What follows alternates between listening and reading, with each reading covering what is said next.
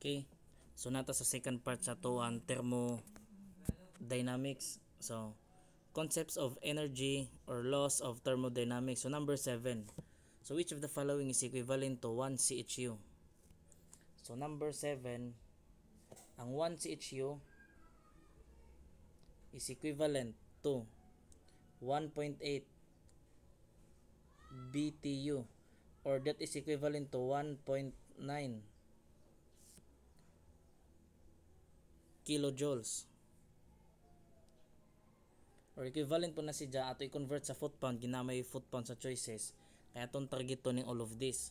So ang 1 CHU is equivalent to, nganhita sa BTU mag convert, so 1.8 BTU ato na i-convert into foot pound. So ang conversion is 778 foot pound over na siya sa 1 BTU. So cancel. So naa kay 1.4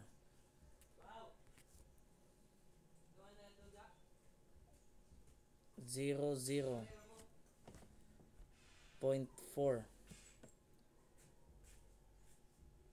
foot pound. So mao na nga to mga answer. So this is kanang sakto na ang answer. Then this is equivalent also. Then kani po this is equivalent po na siya. So nganita sa number 8. So number 8, how much power is there in the kinetic energy of the atmosphere?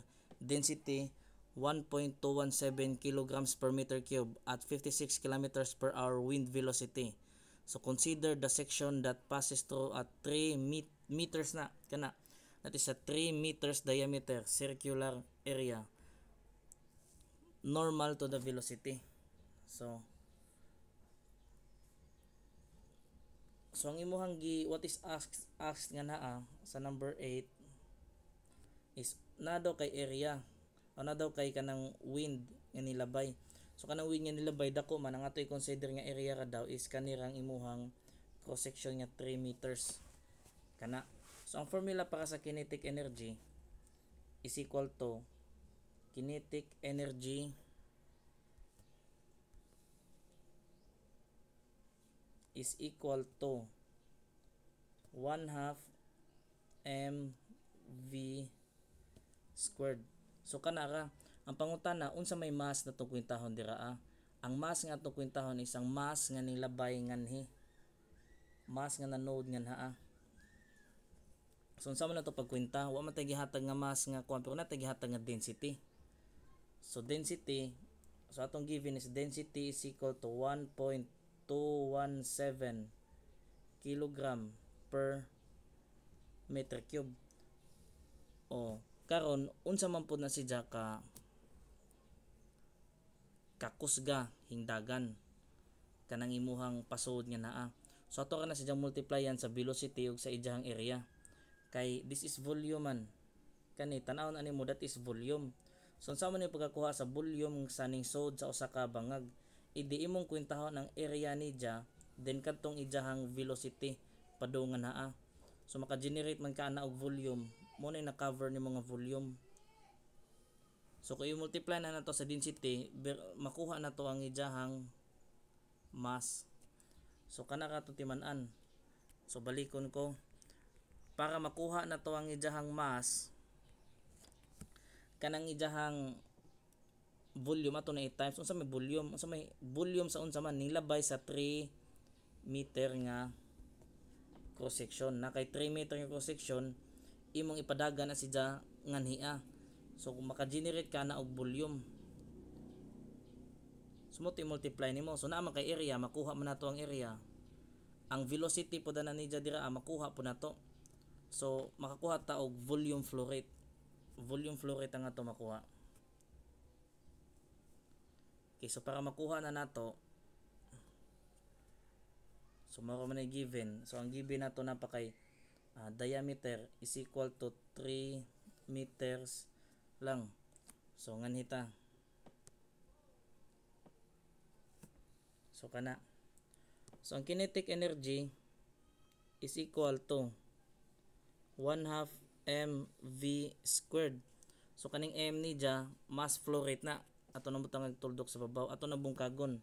So mahimo ng Ki is equal to 1/2. Ang atong m ato na bungkagon ha. So mahimo na siya nga density times area times velocity. Mauna na siya. Then diri apod ka napod kay velocity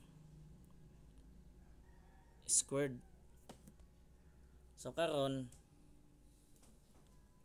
kinetic energy. So kinetic energy is equal to 1/2 times 1.217 kilogram per meter cube times area. Ang area is 1 pi over 4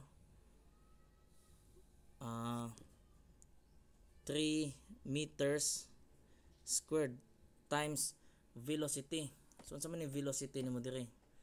Ang velocity nato is naka-kph man ka, kilometers per hour. So ato na po ni convert. So 56 kilometers per hour. Timan kung unsa gali atong digamit nga unit, mao kato itong gamiton kanunay. So sa case nga niya nagamit man tag meters, nagamit tag kilogram, nagamit na sa taog meters. So kaning imong km imo na i-convert into meters. Then kani imo na i-convert into seconds. Kana ra. Sige ato nang times na pod. Times na po na nato og ato ni sumpay times conversion sa kilometer. So ang conversion sa kilometer is 1,000 meter is equal to 1 km. Ato na po ng times og sa per hour ni dya. So 1 hour is equal to 3,600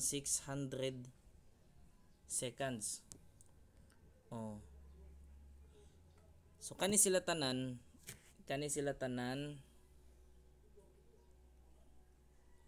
di ba dapat is naka mao ni siya kani na pa maka i-times diri so inig times ato na mahimo na ng cube, di ba?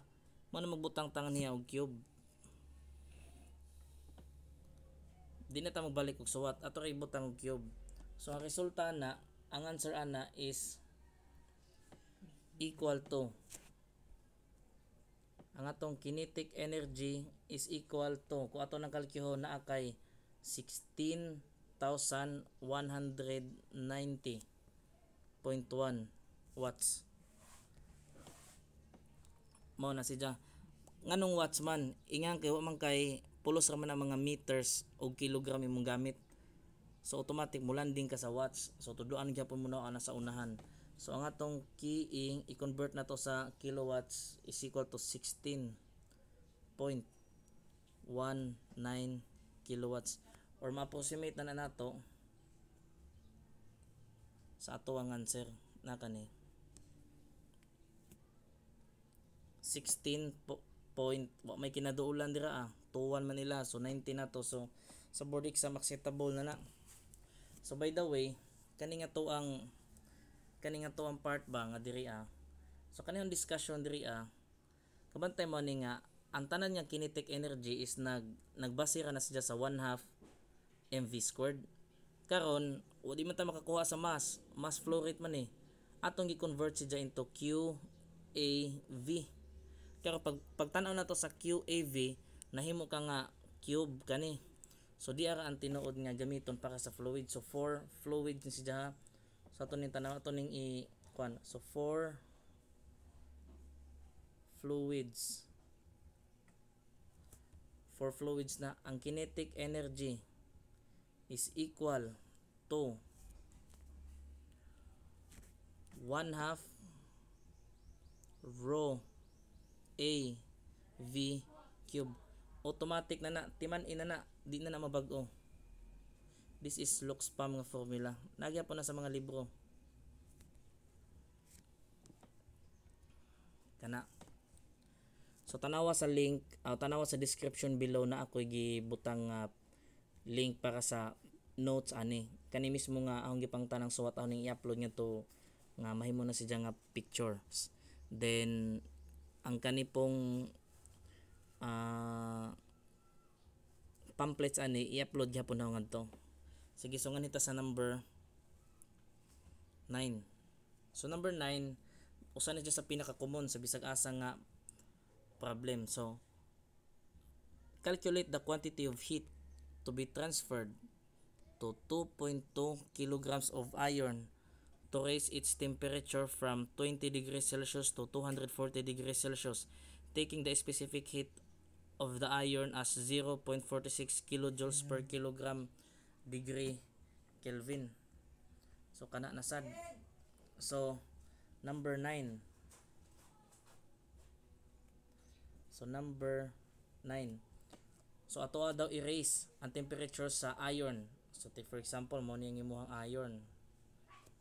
Ang initial temperature niya is 20 degrees Celsius to 240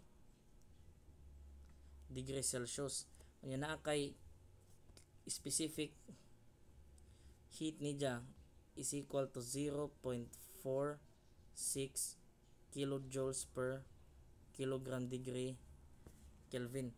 So basta gali mga energy, wa tay laing nga kuana na. So MCP delta theta, always MCP delta T, always. So naa kay MCP delta T.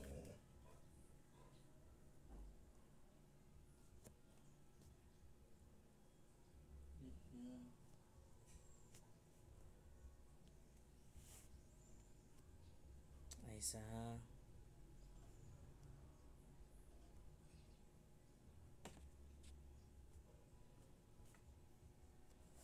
Okay.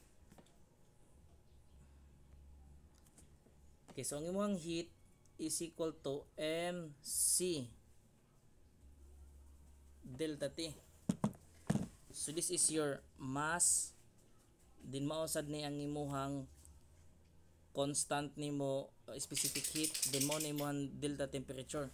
So para makuha nimo ang energy change, ingana ra jud ang format sa mostly every material.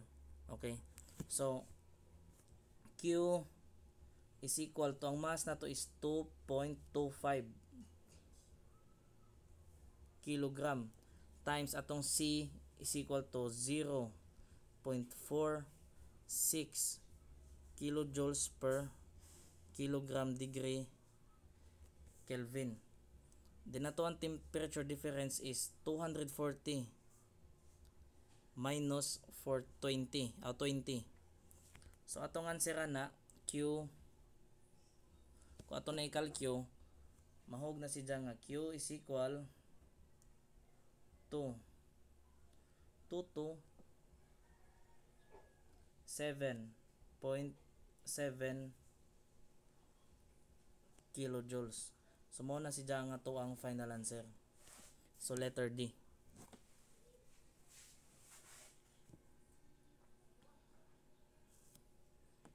Okay, proceed ta sa number 10.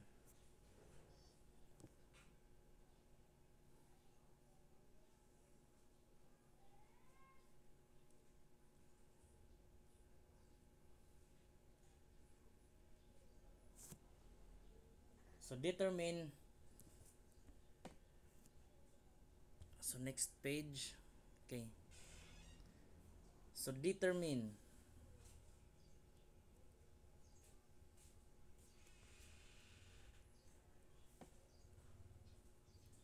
the average CP value in kilojoules per kilogram of gas if 522 kilojoules of heat is necessary to raise the temperature from 300 Kelvin to 800 Kelvin, making the pressure constant. So itong pangitaw na isang dyan CP. So sama sa gingon, why laing pamaagyan na MCP delta T ka kanunay. So number 10. So Q is equal to MCP delta T. By the way, nganong C raman to ganiha, nya kani is CP man. So ganiha, ang kani ganiha is, this is iron. kani this is iron, so dili man na si gas, so man pwede ra na dya constant volume or constant pressure. Kanang C constant na si sa unsa man, constant pressure ba or constant volume, mao ni pangitaon nimo. So actually ang naa din na is MC ra ka delta T. So, pero ang imuhang fluid magbehave man na si depende sa imuhang process lahi. Kung constant volume na nimo gibuhat nga process, lahi ang ijang coefficient or specific heat. Pero kung constant pressure, lahi po na mo nang naakay, it's either CP or nakay CV. Napa ni sa termo 1. Okay, in the case diri ang atong gipa-specify is constant pressure man mo nang nag-CP ka. So karon ang imuha kunong gas is 522 kilojoules of heat is necessary. So 522 daw.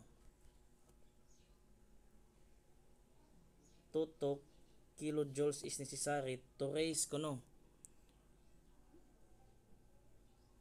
the temperature. So wa man ka nagbutang og mass, mag-assign na lamang ta og 1.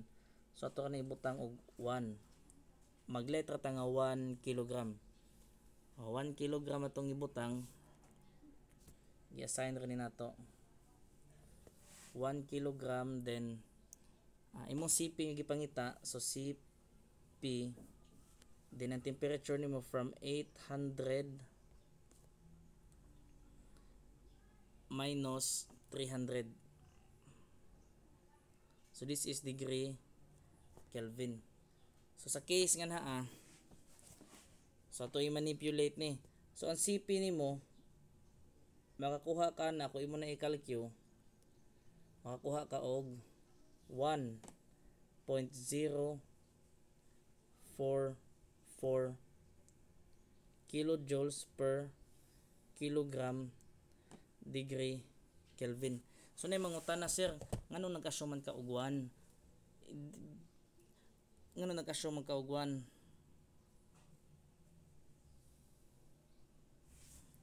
Pwede man nimo testingan og lain nga kon ibutan nimo og 2.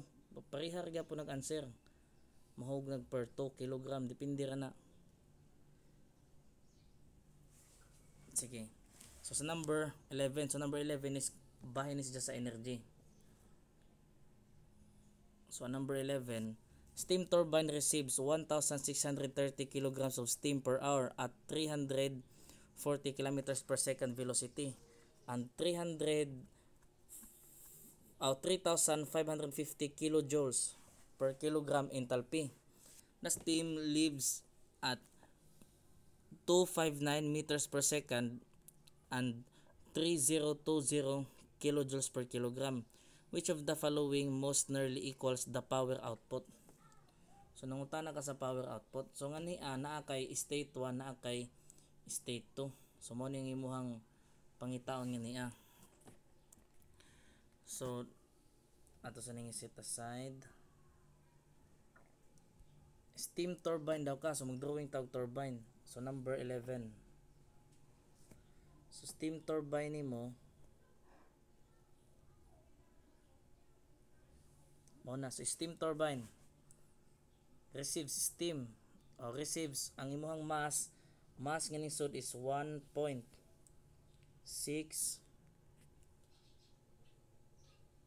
30 1,630 kilogram of steam per hour. Mao na siya ang musod at 340 kilometers per second. So kung kusuga ang iyang velocity is equal to 340 kilometers per second.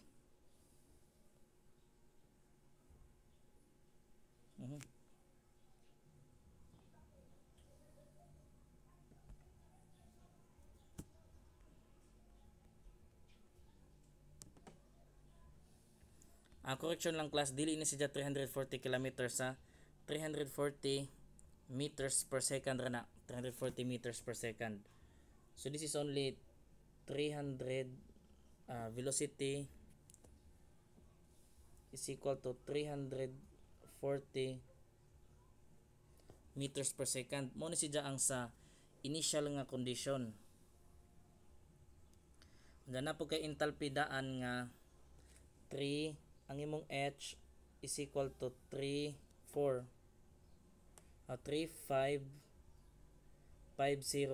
kilojoules per kilogram. Mo nang imong enthalpy. So the steam leaves.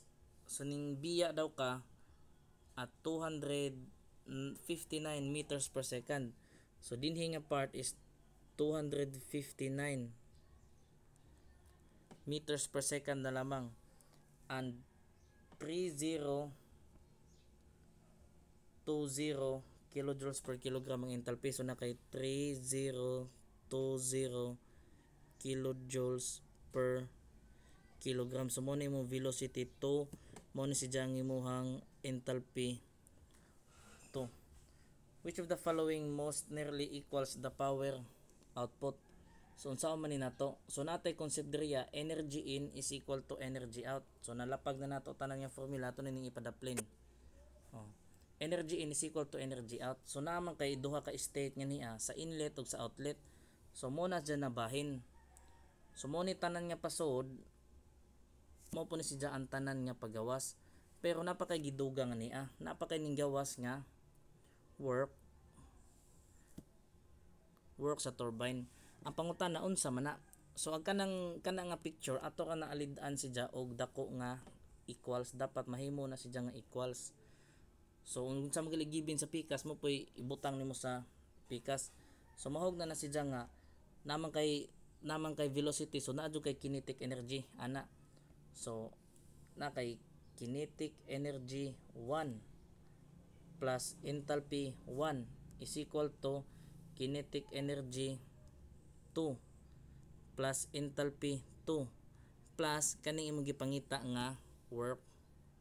Inga nakapaglapag karon sir diday sa input na si jay ibutang ng work, pwede man ka mag-assign na bisag asa. Kumingon si jang nga, kumangutana kita si jang nga pila man ang imuhang kanang gi-input nga work sa turbine, adyo ko nagang imong drawing na agihapon diri sa output dili na nga na imong buhaton na imo na po na ibutang sa input, magbutang kag W nga naa.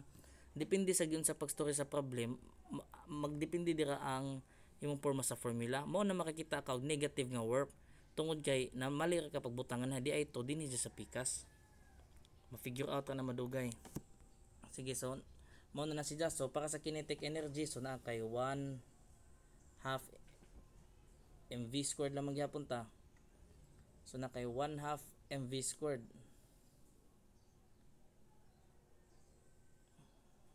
Okay. So kinetic energy sa 1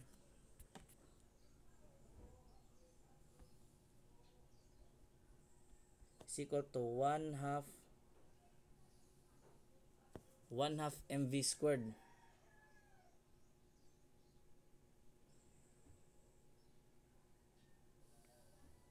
So magbutang ka diri ato ning iset nga per kilogram. Ato ni iset nga per kilogram, basta kay ang answer ni per kilogram. Kani diri mag-set ra tawag 1 kilogram o pwede po nato i-blanco, depende ra na nato per mass or per unsa man gali siya. Sige, so ato ang kinetic energy 1 is equal to 1/2 atong iset nga 1 kilogram. 1 kilogram iset ra nato nga 1 kilogram times ijang velocity nga 340.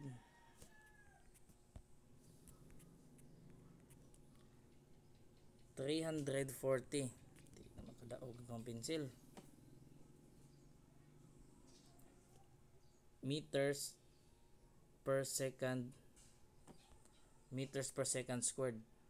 So ang answer ani niya is kinetic energy 1 per 1 kilogram na siya. Kay nag-set man ta og 1 per 1 kilogram. So naa na kay equivalent to 5,7,800. So this is kilogram meter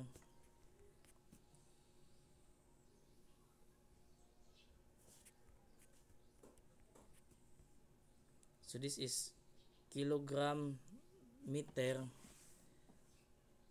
per second squared per kilogram. So talibag naglibog mo sa ato ang calculation nga niya. Itudyo ra na si nga gibutang og 1 kilogram kay para natay answer nga numerical kay lisod mag-variable na to ng m. So kung mag-assign ka og 1 kilogram, nag-calculate ka sa kinetic energy nga 1 kilogram, dinimuha pong nakakuha na kag resulta. So ang resulta nimo unsa man din resulta, idi mo na jay kinetic energy per kilogram mo na ning gawas na po niyog balik. Nga nakasilbi diyang concept ba, pero na mo ilaing pamaagi pwede ra pod. Ma-discuss ra na nato ato na i-discuss og paniguro. So na pa man tay mga highlights, mga video highlights ato ka na i-discuss for the sake ra ni sa ato ang quiz ball. Madali ni atong quiz ball. Okay, so mo na to i-reserve na lang ni nato kani. So this is this is kilojoules. Joules, this is joules. So ato na i-convert mahimo ni siya nga ang Ki 1 is equal to 57.8 kilojoules per kilogram. So nga hinapunta sa Ki ito, itong i-calculate ning Ki ito. Ang ato ang kinetic energy to is equal to 1/2 mv squared lamang gihapon ta. Pero dinhi ang atong kinetic energy to is equal to 1/2. Pila may atong mass? Magleta nga mass 1 kilogram. Kay para natin makuha nga answer, that means mo na siya ang kinetic energy per kilogram nga mass. So natay 1 kilogram times nato sa velocity nga 259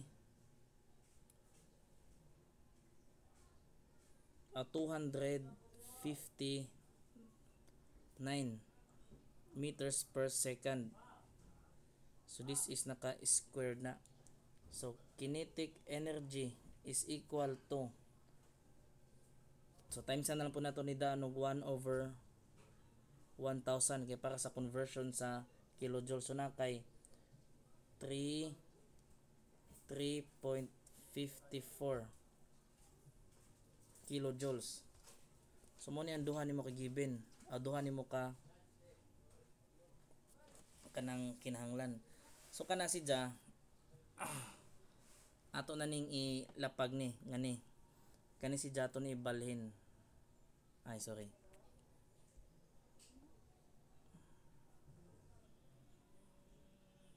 andyan na lamang.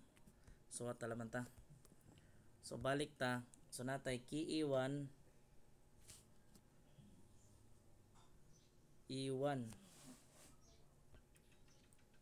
plus H1 is equal to Ki E2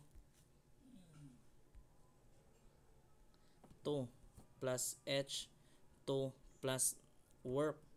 So naataan ni. So ang Ki E1 is equal to 57.8. Ki E1 is 57.8.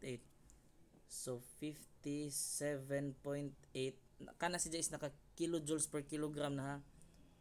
Kilojoules per kilogram plus atong given sa H1 na sa babaw kani.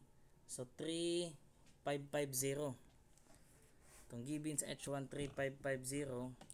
So plus 3550 kilojoules per kilogram is equal to kaning Ki ito. So na kay 3.54 kilojoules per kilogram. So plus na po na siya og H2. Ang atong H2 is equal to 3020 kilojoules per kilogram plus W. So therefore imong W is equal to 554.26 kilojoules per kilogram o na kay per kilogram. So unsa man nato paghawhawa ana, kilowatts may itong gipangita sa given. So ito i-multiply ni diyang mass, naman kay mass dire. kani naka per hour.